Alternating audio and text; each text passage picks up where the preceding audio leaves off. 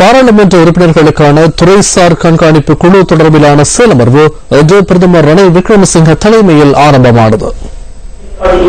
3 நாட்களுக்கு இந்த செயலமர்வு நடைபெறவுள்ளதுடன் அடிப்படையான பல்வேறு விடயங்கள் தொடர்பில் இதன்போது பாராளுமன்ற உறுப்பினர்கள் தெளிவுபடுத்தப்பட உள்ளனர். இன்றைய நிகழ்வில் பிரதானிய பாராளுமன்ற உறுப்பினர்களான பியோனா மெக்டிகட் மற்றும் ரிச்சர்ட் பெக்கன் ஆகியோரும் கலந்து கொண்டிருந்தனர்.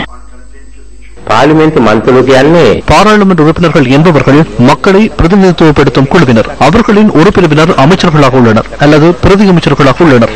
மற்றவர்களை ஒருபுறம் தள்ளிவிடுவதில் பலனில்லை. நான் பயணிக்கும் விதத்தில் எதிர்க்கட்சியில் அல்ல, ஆளும் கட்சியின் பின்வரிசை உறுப்பினர்களுக்கும் கடமைகள் இல்லை. சிறிது காலம் செல்லும் போது அதிகாரத்தில் உள்ள அதிகாரிகளும் அமைச்சர்களும் அவர்களை சுற்றியுள்ளவர்களும் இந்த கடமையில் ஈடுபட்டிருப்பர். எனவே இந்த முறையை மாற்ற வேண்டும். பாராளுமன்றத்துக்கு மேலும் சுமையை வழங்கி பாராளுமன்றத்தை எமது கேந்திர நிலையமாக மாற்ற வேண்டும்.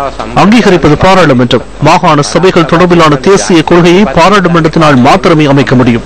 பொது நிதியம் பாராளுமன்றத்தினாலேயே நிர்வகிக்கப்படுகிறது. அந்த அதிகாரம் ஜனாதிபதியின் கீழ் இல்லை, அமைச்சரவைக்கும் இல்லை. எனவே புதிய அரசியல் அமைப்பின் மூலம் அதனை மேலும் பலப்படுத்துவது தொடர்பில் சிந்திக்க வேண்டும்.